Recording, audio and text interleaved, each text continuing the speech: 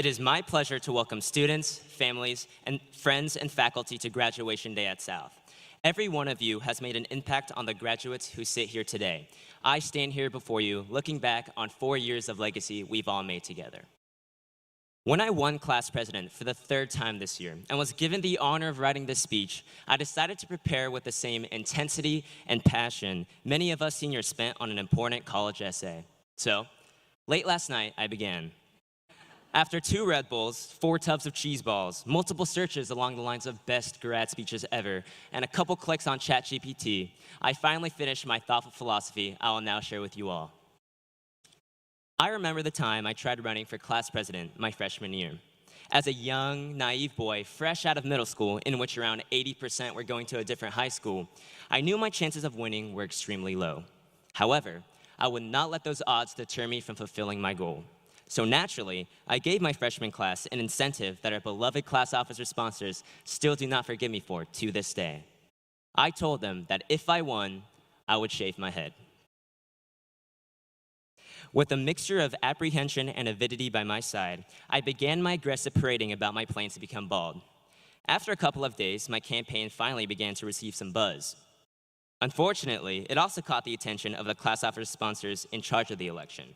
It came to my knowledge that incentives or bribing of any form were not allowed.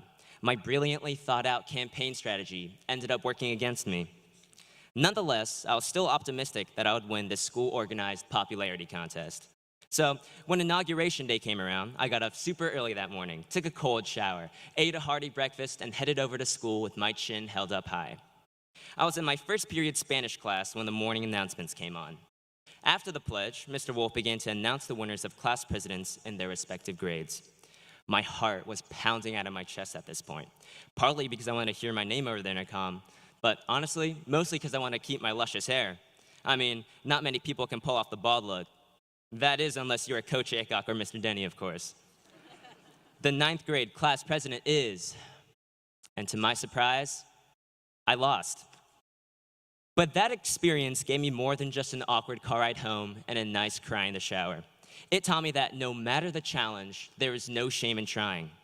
Having this mentality has led me to try things that I never thought I would, like running on the sidelines under the Friday night lights in our school's Eagle mascot, or dressing head to toe in a pickle costume at orientation to get incoming freshmen to join the pickleball club that my friend Alex and I had started.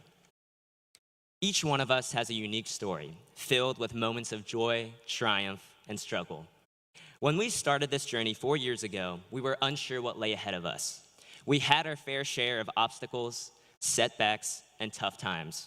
But it is important to remember that our past does not define us. No matter what our story looks like, what matters most is how we choose to move forward. Sooner or later, we'll realize that the only person we'd be disappointing by not seizing the moment and just going for it is ourselves. So if there's an internship you've always been interested in, just apply. If you've always wanted to learn how to play the guitar, start by picking it up. If you want to Photoshop you and your vice president holding an eagle and hanging up in the West Hall, just do it. And finally, if you have a crush in the audience, maybe it's been 4, 7, or even 13 years, really, just tell them, where the tea's at. Charlotte Tolley, be expecting a phone call later tonight. No, seriously, just going for it landed me my first ever girlfriend. And if Emma Watson finally responds to my Instagram DM, maybe in my second. Allow me to pose a question. What if 90-pound little me with braces and a bowl cut said to myself all those years ago, I'm never gonna win. I'm just gonna look stupid. Why should I even try?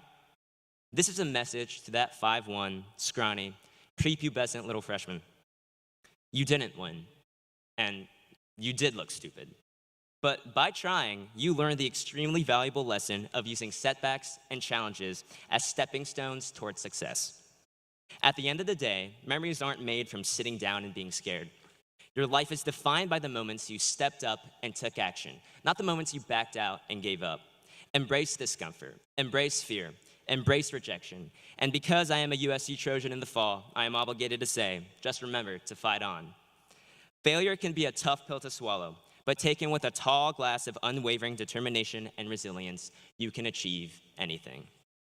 Class of 23, we're meant for great things. We really are.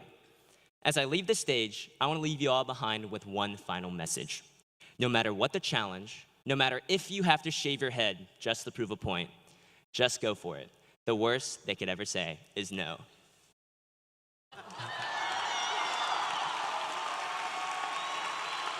How do I look, Mom?